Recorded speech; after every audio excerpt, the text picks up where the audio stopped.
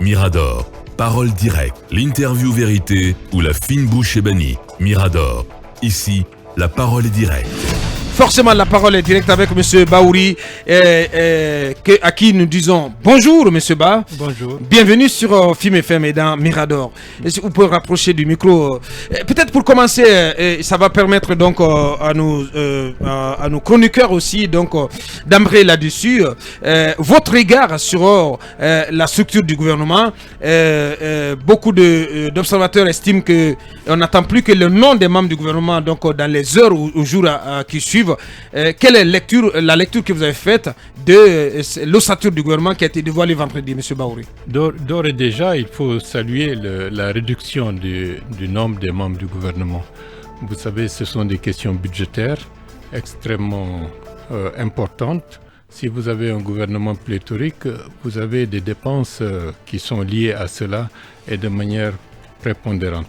Au niveau de la CORED, nous avions déjà, dans le mémo que nous avions déposé, indiqué qu'un gouvernement de l'ordre de 23 à 25 membres pourrait nous permettre d'avoir un effectif susceptible de travailler en symbiose dans le cadre d'une équipe complémentaire pour faire les travaux essentiels de la transition. Donc c'est une bonne chose. Bien, mais je pose cette question que Talib a posée dans l'un de ses libellés. Pouvait-on encore faire l'économie d'autres ministères, à votre avis?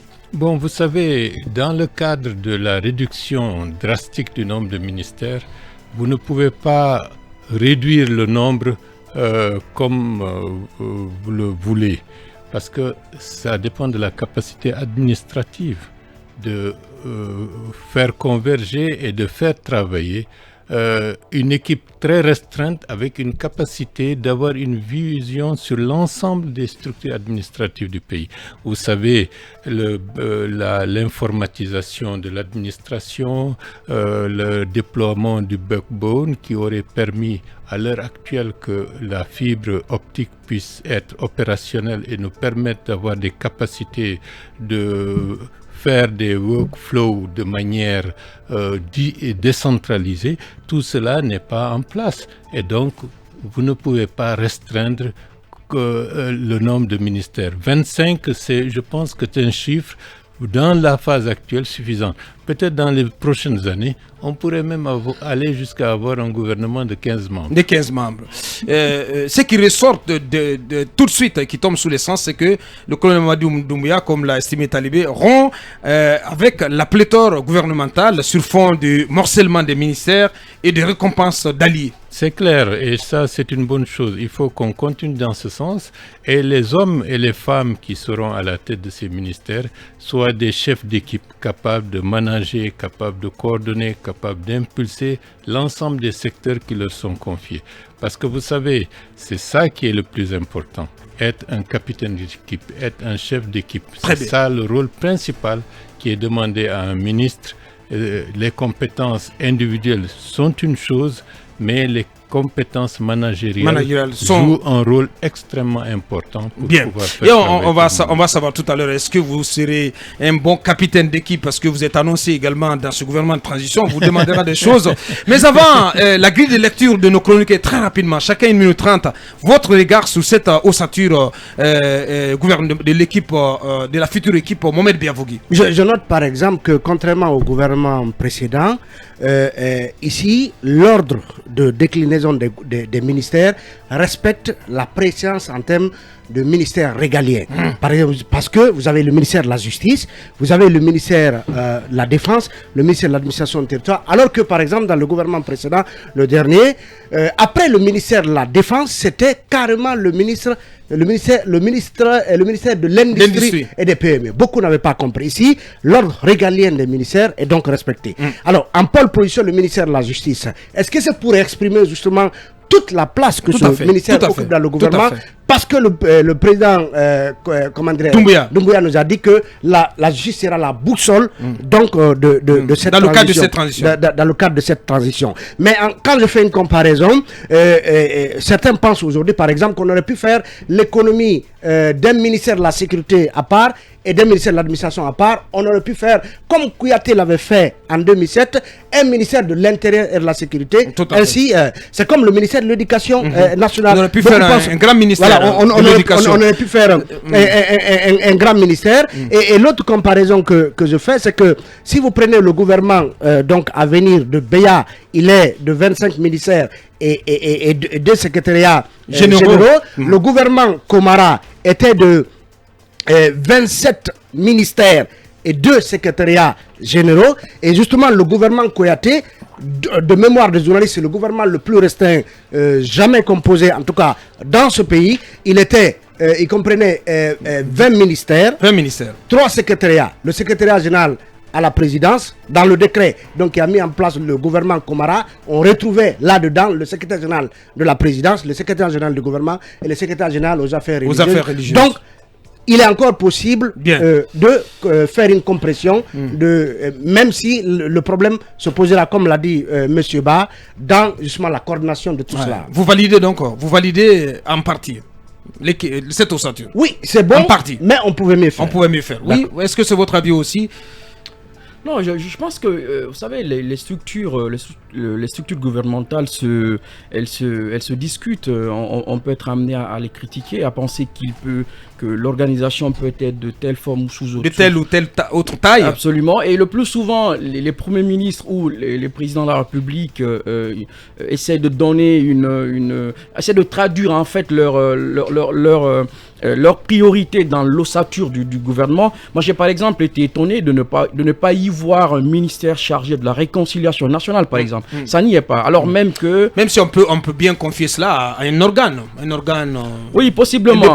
Je pense peut-être qu'on va confier ce travail-là à l'INDH et d'autres institutions, mais je pense que pour une expression assez importante de ce qu'on a pour ce domaine-là, on aurait pu prévoir un ministère de la réconciliation, et c'est pas M. Baouri qui me dira le contraire. Ouais, même si ça peut aussi figurer parmi les attributions du ministère de la Justice et des droits de l'homme. Mais M. Diallo, le président de la transition a annoncé... Bien sûr, Kaba. Le président de la transition a annoncé un organe de contrôle et de promotion de la bonne gouvernance. Je note par exemple que dans le gouvernement Komara, il y avait un ministère des audits, de la transparence et de la bonne gouvernance. Très bien. Et dans celui de Lansana Kouyaté, il y avait le ministère du contrôle économique, financier, éthique et transparence. Très bien. Bon, mais le colonel il a annoncé un organe. Donc ça ne pouvait donc pas figurer. Parce que beaucoup ont milité dans le gouvernement beaucoup ont milité en faveur justement d'un ministère dédié au contrôle économique. Bon, personnellement, je préfère un organe. Allez-y, Likon, votre regard sur cette ossature, très rapidement. Je trouve 27 d'ailleurs trop. On pouvait encore économiser. Moi, je pense que la transition ne règle pas tous les problèmes. Aujourd'hui, ce que j'ai déploré, c'est le fait qu'on ait greffé le ministère des droits de l'homme à la justice. C'est incompatible dans des États comme le nôtre. Dans les grands pays, on peut comprendre. Mais il faut créer un département spécial des droits de l'homme, réconciliation et unité nationale pour le cas de la Guinée. Vous savez, la justice... c'est un peu politique. Et le problème dans nos pays, c'est l'État qui viole les droits de l'homme. Quand un citoyen viole les droits de l'homme, le citoyen peut être interpellé par la justice. Mais chez nous, c'est les États qui violent les droits de l'homme. Donc si vous logez les droits de l'homme au niveau de la justice, je crois que ça ne marchera pas. Et d'ailleurs, les diplomates, j'ai échangé avec 2 au moins ou 3, ils ne sont pas quand même, en tout cas, très contents. Oui. Le fait qu'on ait logé les droits de l'homme à la justice. Beaucoup s'attendaient. À l'instar du discours de la junte, que la réconciliation ou les droits de l'homme soient une priorité dans notre pays. Donc une fois de plus encore, le tir peut être rectifié. M. Ba ne dira pas le contraire. La réconciliation de l'unité nationale des droits de l'homme devrait occuper en tout cas une place de choix dans le gouvernement actuel. Mais avec cette ossature, je me dis que de ce côté, en tout cas pour le moment, on ne sort pas du bourbier. Bien. Et plus que cela, ils ont greffé, enfin, fusionné pratiquement, comment je peux appeler ça? Jeunesse et sport ou... Non, pas jeunesse et sport. Agriculture, élevage. Travaux publics et transports. J'aurais voulu qu'il y ait un ministère des transports et commerce. Les deux sont un peu liés. Vous savez, aujourd'hui, les travaux publics... Comme commerce et industrie aussi, c'est lié. Hein. Oui, mais on peut mettre commerce, industrie, transport, il faut comprendre. Ouais. Mais les travaux publics, c'est un vaste chantier. Vous savez, dans un pays où tout est à refaire, moi je me dis que de ce côté, on peut aussi faire quelque chose. Pour terminer, peut-être c'est un autre département, l'éducation. On pouvait avoir au moins 2 départements. Peut-être fusionner l'enseignement supérieur à l'enseignement technique, formation professionnelle, et mettre un département de l'enseignement préuniversitaire et alphabétisation. Tout cela aurait permis, en tout cas, de faire moins de départements. De faire moins de départements, et ça nous fait aussi l'économie. Tout à fait. Merci Lincoln. Oui, votre avis, rapidement. Je vais très bien parce que Lincoln a marché sur ma langue, mais je me pose d'abord une question. Est-ce que cette nomenclature résulte du Premier ministre, chef du gouvernement, ou du CNRD? On se poser la question. Très bonne question. Est-ce que Mohamed Beavogi assisté, c'est lui qui est l'auteur de cette nomenclature? Parce qu'on nous apprend que la nomenclature était déjà prête avant l'installation même du Premier ministre. Donc il ne faut pas qu'on nous dise sur proposition du Premier ministre, chef du gouvernement. L'inco a marché sur ma langue. Les droits de l'homme, vous savez, la justice guinéenne aujourd'hui, c'est mise en spectacle. Avec les audios, avec le mea culpa au palais du peuple. Comment on peut confier les droits de l'homme à cette même justice qui a été décriée et qui s'était illustrée, entre guillemets... Ça dépend du ministre. Non. À l'époque, je vais vous rappeler un fait. Il y avait une direction nationale des droits de l'homme au ministère de la Justice. Tout à fait. Mais il a fallu l'arrivée de Gassama pour pouvoir décortiquer tout cela. Donc ça veut dire qu'il ne faut pas greffer les deux. Tout comme il y avait au ministère de l'administration du territoire une direction de liberté publique. Les libertés publiques. Tout à fait.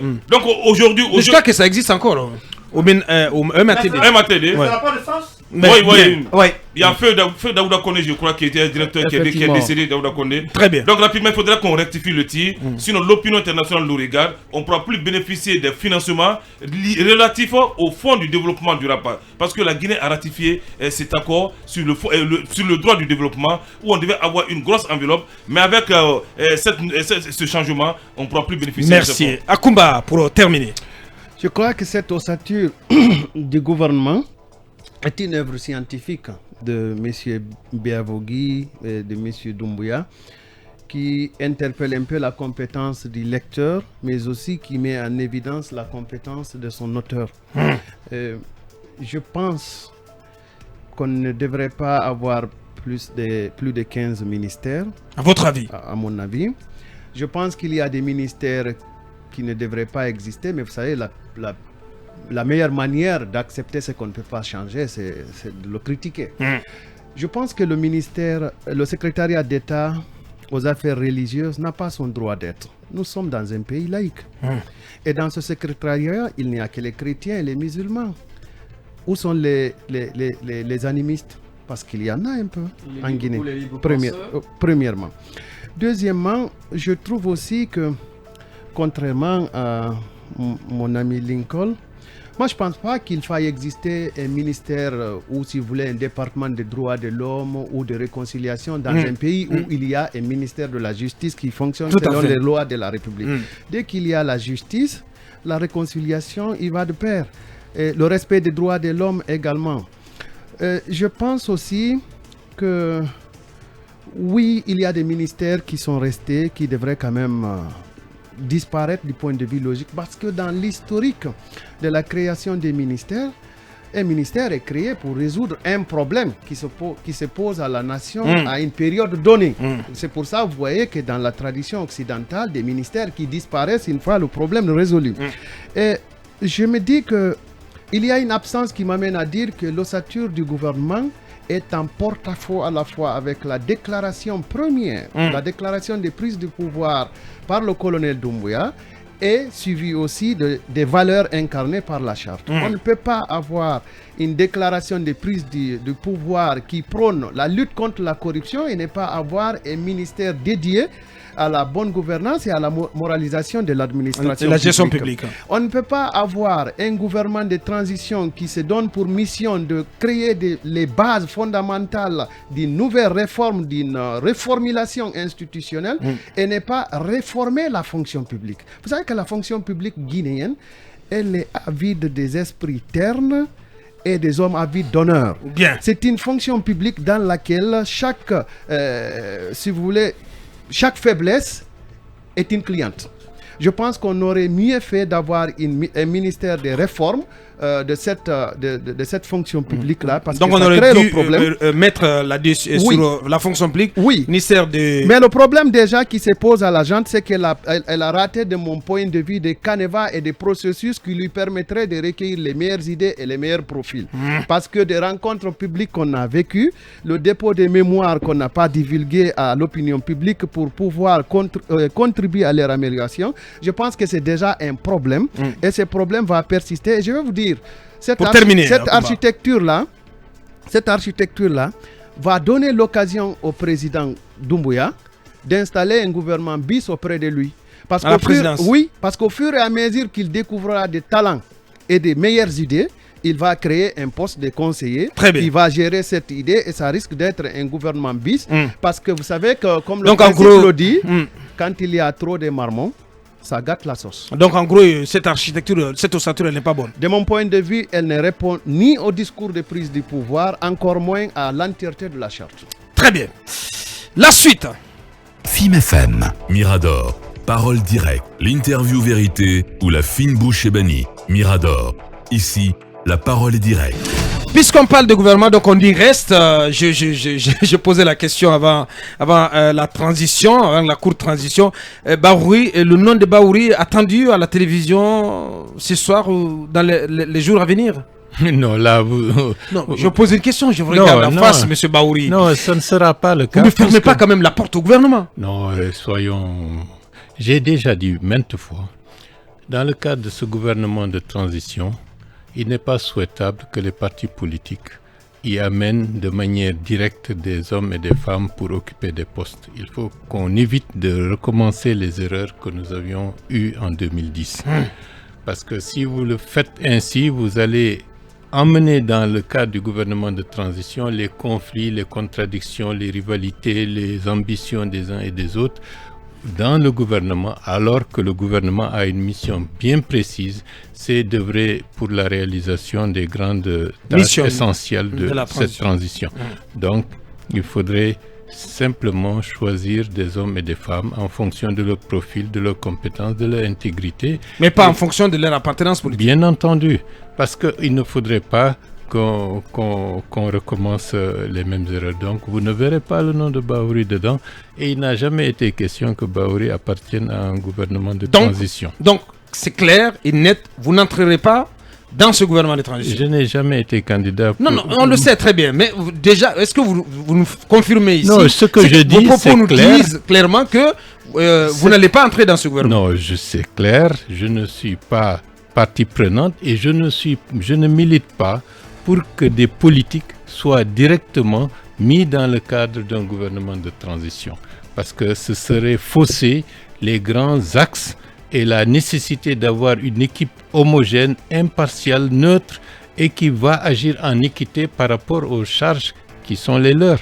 Encore une fois, honnêtement, grand respect pour ce monsieur, honnêtement. Allez-y. Monsieur Ba, est-ce que vous êtes en train de nous dire que même si des hommes connus comme étant des acteurs politiques doivent s'y retrouver, ils ne doivent pas y aller par le biais de leur recommandation de leur formation politique? Ce serait simplement par le biais de leur propre profil, des compétences et des charges qu'ils peuvent remplir pour l'intérêt de la République. C'est ça qui doit primer le plus.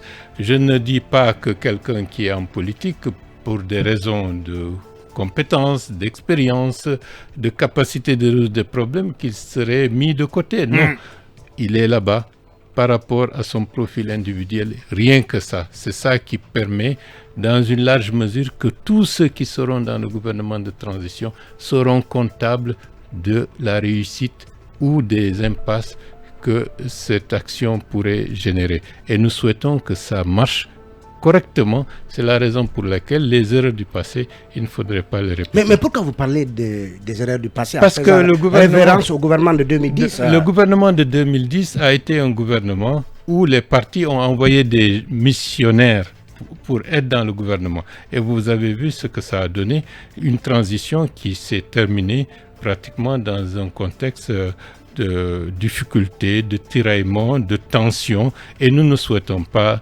revenir à revivre cela. Ce que vous redoutez de manière elliptique, ça vous ne l'avez pas dit de manière assez claire, mais si je vous suis très bien, ce que vous redoutez, c'est que des politiques ne viennent investir ce gouvernement pour chacun tirer la couverture de son côté, dans le cadre bien entendu des enjeux électoraux qui s'attachent également à cette transition. Bien entendu, vous savez, la mentalité qui est la dominante dans notre pays, la plupart du temps, lorsqu'on veut être, entre guillemets, à un niveau de responsabilité, on veut contrôler.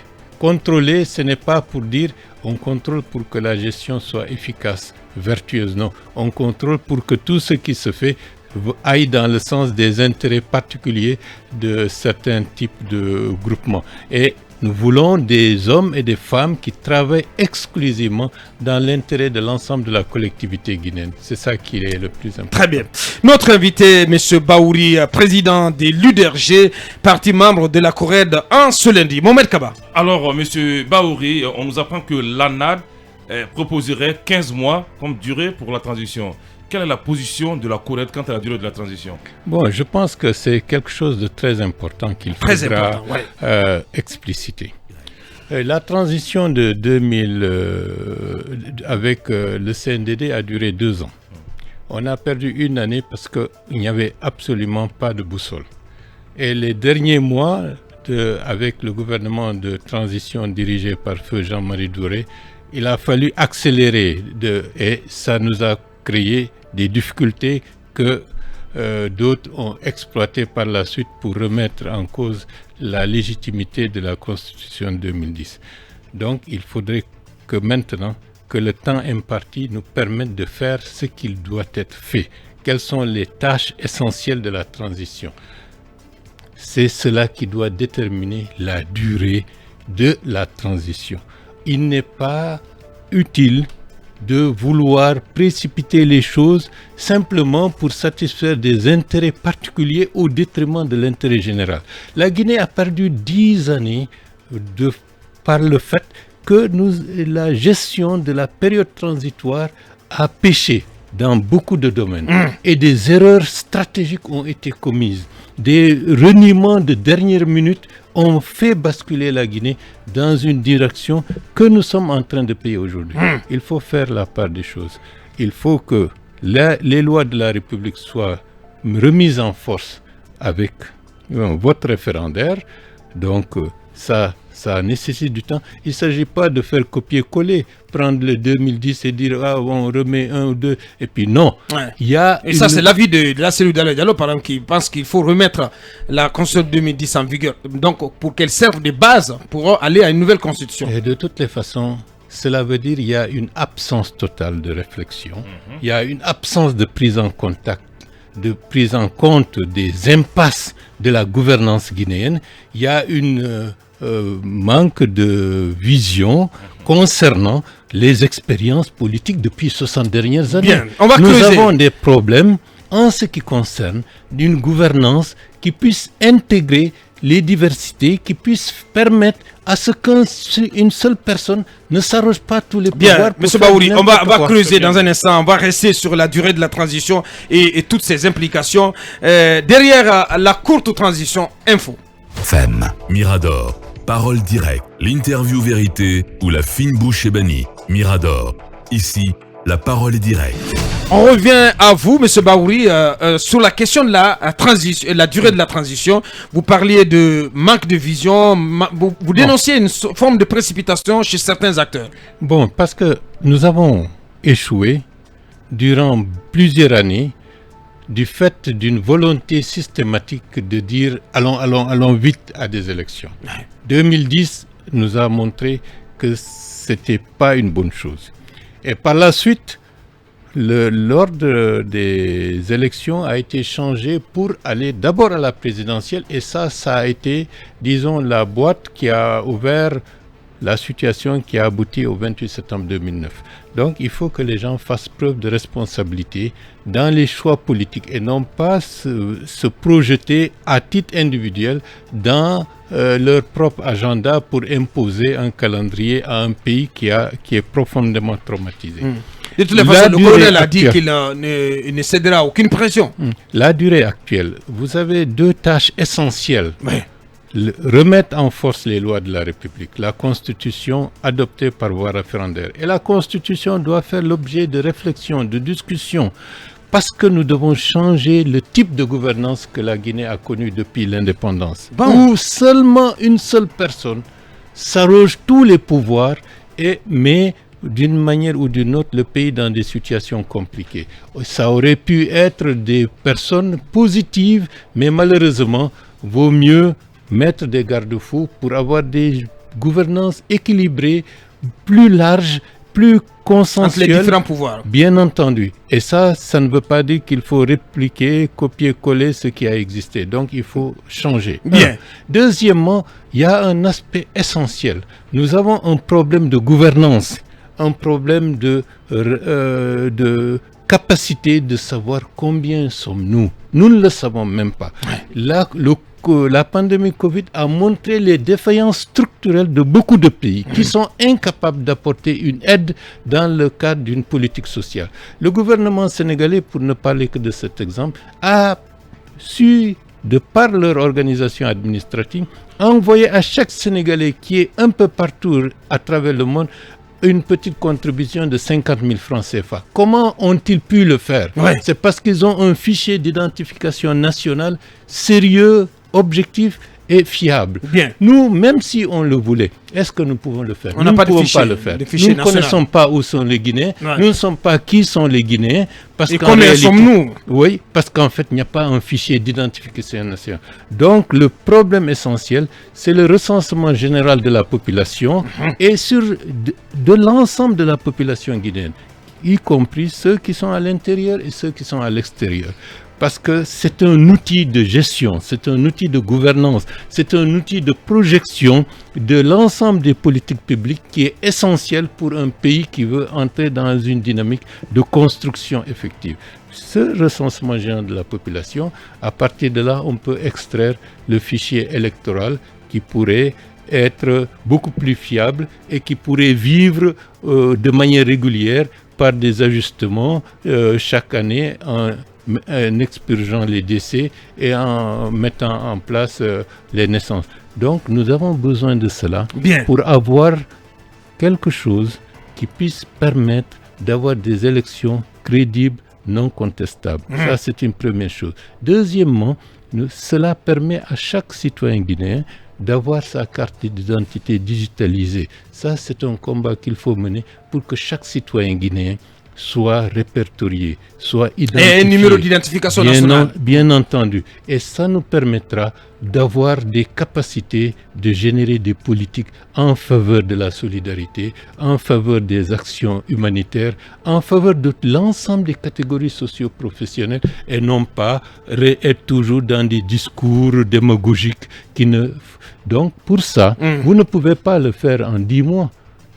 A priori, 2 ans, jusqu'à 2 ans et demi, vous permet de faire ça correctement, dans la sérénité, dans le cadre de quelque chose qui pourrait servir pour le futur et non pas... Donc pas de précipitation. Pas de précipitation, mais fixer des objectifs qui rentrent dans le cadre des intérêts fondamentaux de la construction de l'État guinéen, de la refonte du système de gouvernance pour permettre par la suite à ce que la Guinée sorte des chantiers qui nous ont perturbés pendant... Donc la CORED pour une transition de 24 à 30 mois. Bien sûr, c'est ça que nous avons projeté sur la base de l'évaluation de la durée nécessaire pour faire ce travail et aussi prendre en compte, beaucoup de gens oublient cela, la transition ne peut pas se permettre de dire qu'on va transformer la Guinée en un chantier.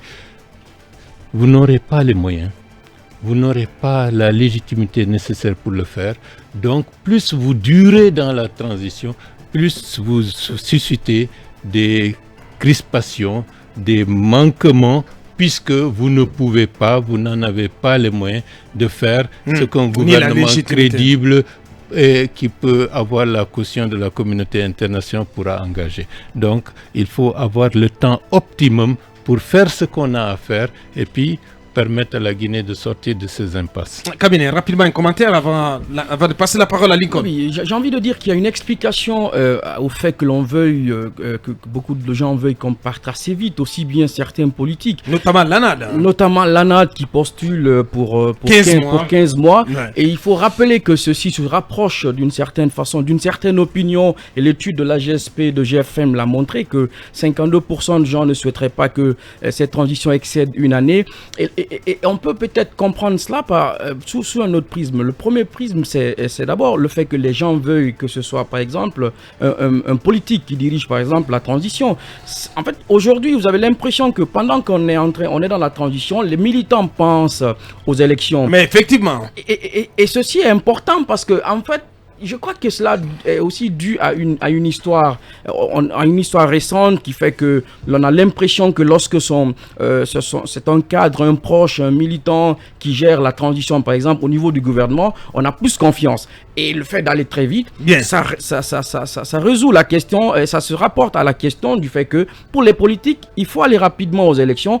Parce qu'en gros, eux, leur leitmotiv, c'est la conquête et l'exercice du pouvoir. Bien sûr. Allez-y, la suite de l'interview avec Lincoln. Le temps est aux coalitions et intercoalitions. Aujourd'hui, M. Bahouri a beaucoup d'idées. Pourquoi il ne partirait pas avec ses anciens amis du FNDC qui, aujourd'hui, œuvrent dans ce sens? Non, le FNDC, nous sommes tous des FNDC.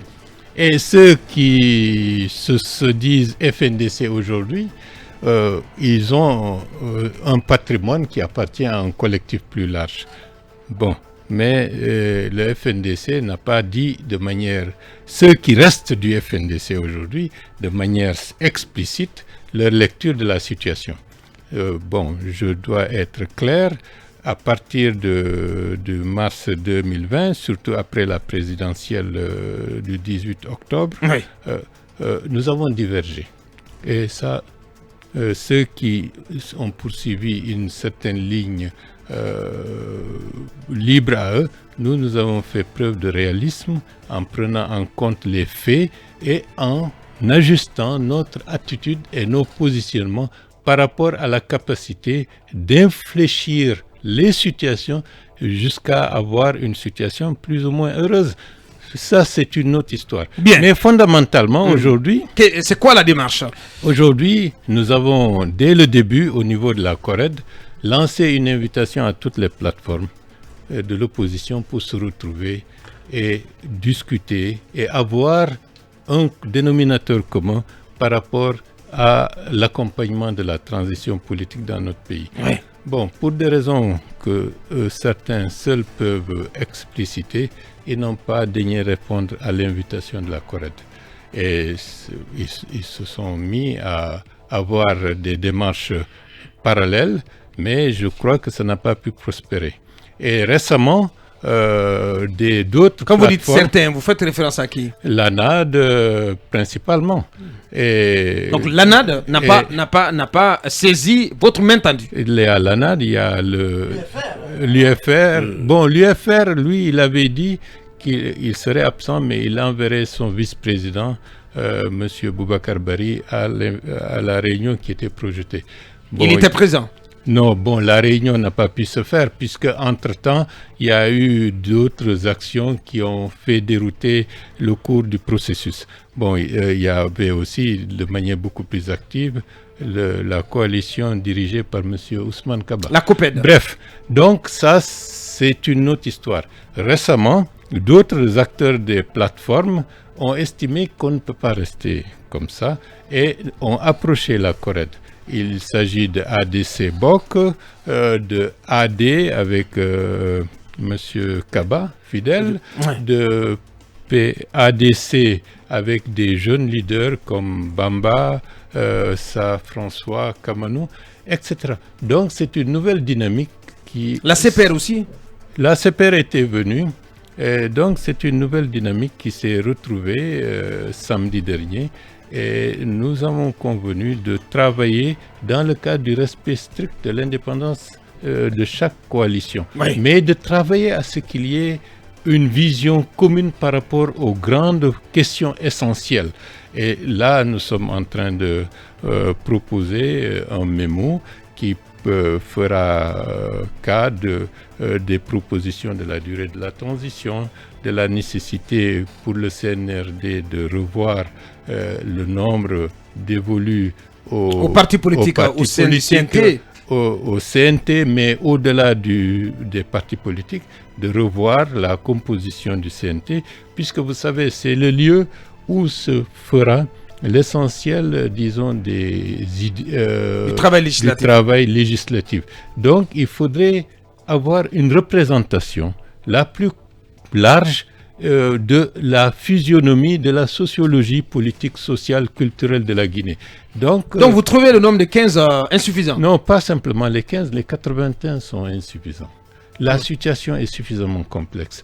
Les diversités sont nombreuses. Les aspirations nouvelles se sont créées. Vous ne pouvez pas faire en sorte qu'un pays qui soit majoritairement jeune, qui aspire à une évolution, à se projeter dans une autre dynamique politique, soit représenté par une poignée de personnes, quelle que soit la qualité et quelles que soient leurs appartenances, pour jeter les bases de ce que la Guinée, pour les 60 prochaines années, sera. Donc, il faut faire preuve de plus d'éventail pour embrasser le plus largement Pour autant, M. Bahouri, toutes les sensibilités, toute la diversité à laquelle vous faites allusion de la Guinée, c'est exprimé dans ce nombre et dans les choix qui vont être faits, parce que moi je ne connais pas de catégorie ou de corporation qui n'est pas prise en compte dans les 81. Peut-être que ce que vous met mal à l'aise, c'est le nombre de 15 contre, on va dire, une estimation. J'écoutais Fodé Mohamed Souma sur Film FM ce matin, qui était l'invité de l'actu, qui estime qu'il y a une disparité entre vous et politique et ceux de la société civile, qui compterait en tout, si on additionne tout, 35 représentants contre 15. Peut-être que c'est ce qui vous met mal à l'aise. Et vous souhaitez, par conséquent, revoir tout le nombre. Lui, il estimait qu'il faut revenir au nombre de 114. Moi, je trouve ce nombre assez quand même raisonnable, 81. Bon, vous savez, peu importe le nombre dévolus aux partis politiques, il faut voir les choses de manière globale. Si on creuse de manière beaucoup plus profonde, on se rendra compte que l'ensemble des sensibilités et des diversités de ce pays, avec 81 personnes, ne pourra pas refléter cela.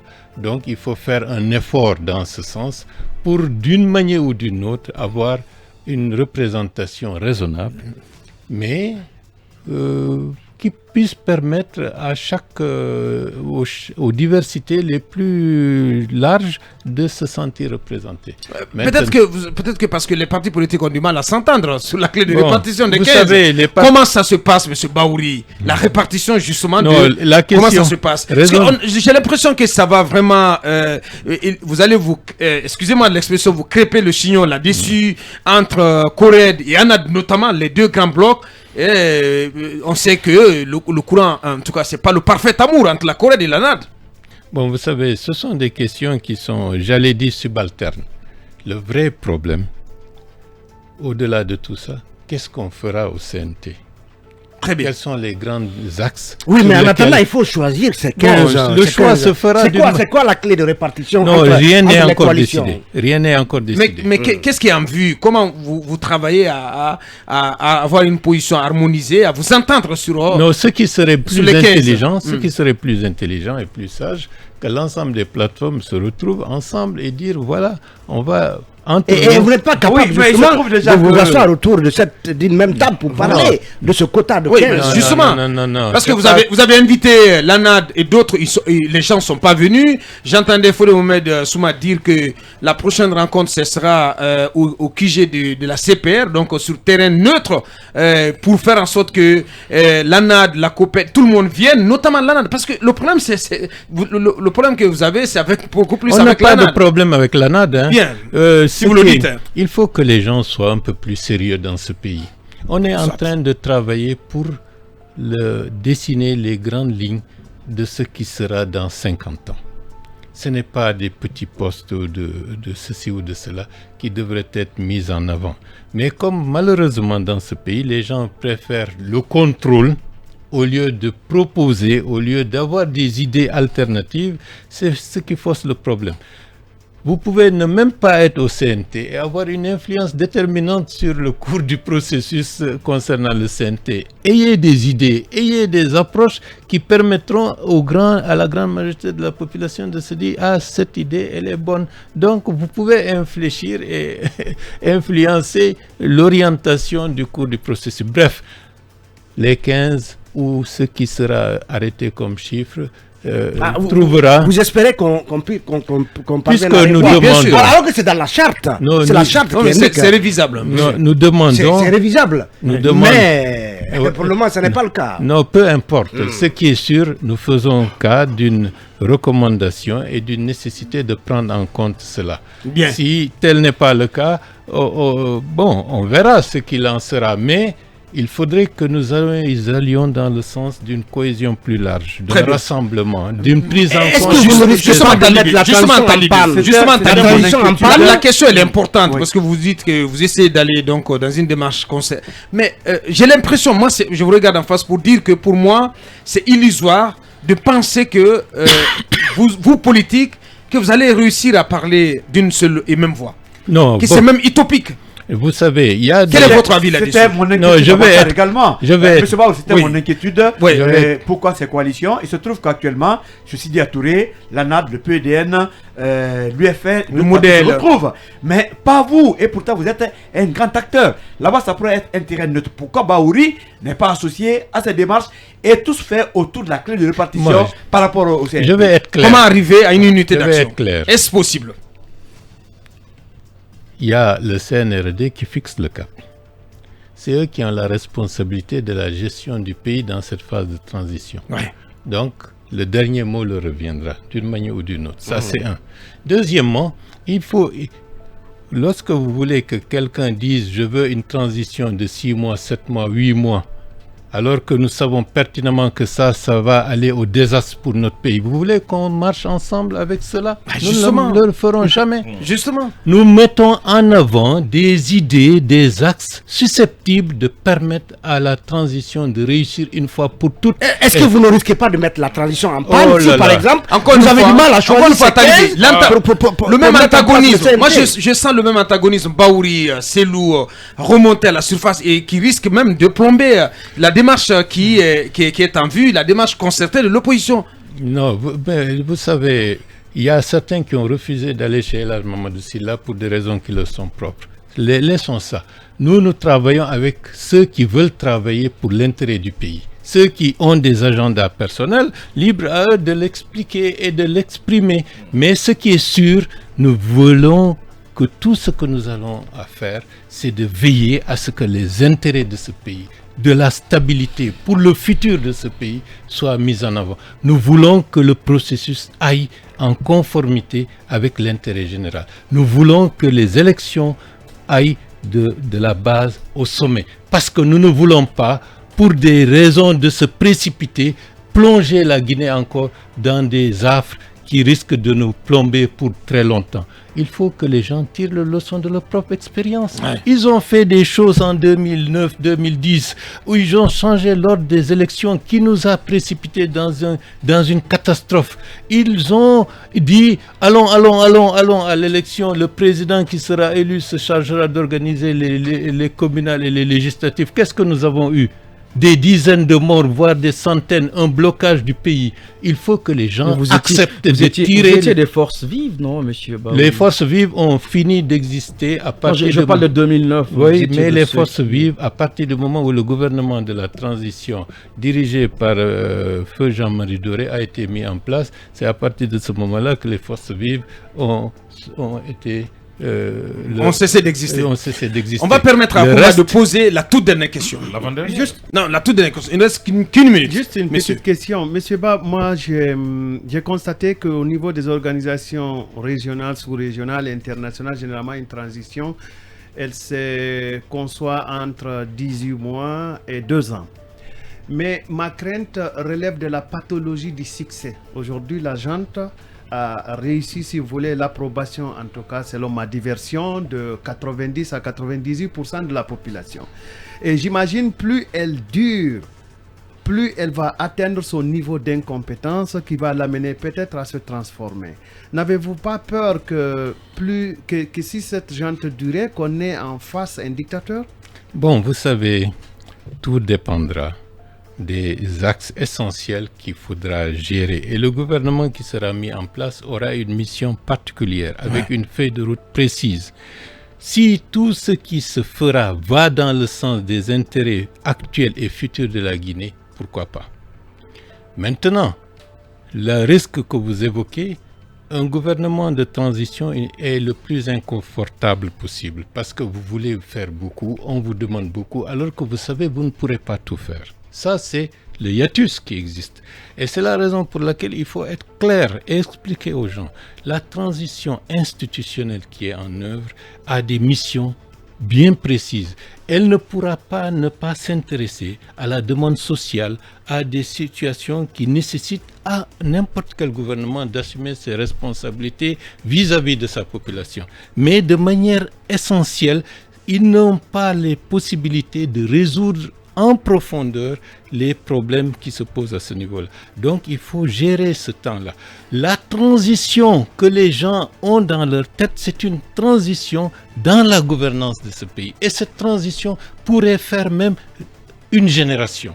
Parce qu'il faut changer un ordre politique qui a duré 63 années en un autre ordre politique jusqu'à sa consolidation dans des réussites, peut-être dans 10 ans, dans 15 ans, avec l'aide de Dieu, et que les gens disent « Ah, on ne s'est pas trompé ». Regardez la Chine, la transition que la Chine a engagée à partir de l'arrivée de Deng Xiaoping, les 4 modernisations, s'il n'y a pas longtemps que les gens ont dit « Ah, on a réussi cette phase de transition ». Maintenant, la Chine est dans un autre cycle de développement.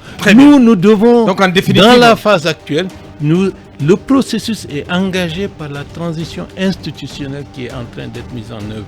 La transition sociologique, la transition dans la gouvernance, la transition dans la durée, c'est les prochains gouvernements qui devront continuer dans la même lignée que la transition institutionnelle aura instaurée. C'est comme ça que le pays va s'en sortir. L'Espagne a eu des difficultés dans sa première phase de transition avec la mort de Franco et la chute du franquisme. Ça a pris quelques années. Merci. Mais par la suite, les choses se sont mises en ordre et l'Espagne a tourné la page des dictatures qu'elle avait. C'était donc M. Baouri, notre invité prestigieux ce lundi. Ça n'est terminé pour aujourd'hui. Grand merci à toute l'équipe de réalisation. Les programmes continuent sur Film FM. Au revoir, à demain à 8h. Film FM, Mirador, la grande messe de l'investigation journalistique, la plus grande tribune politique de la Guinée. Avec Aboubacar Diallo, Talibé Bari, Mohamed Mara, Mamadou Ri Diallo, Akoumba Diallo, Kabinet Fofana, Mamadou Diambaldé.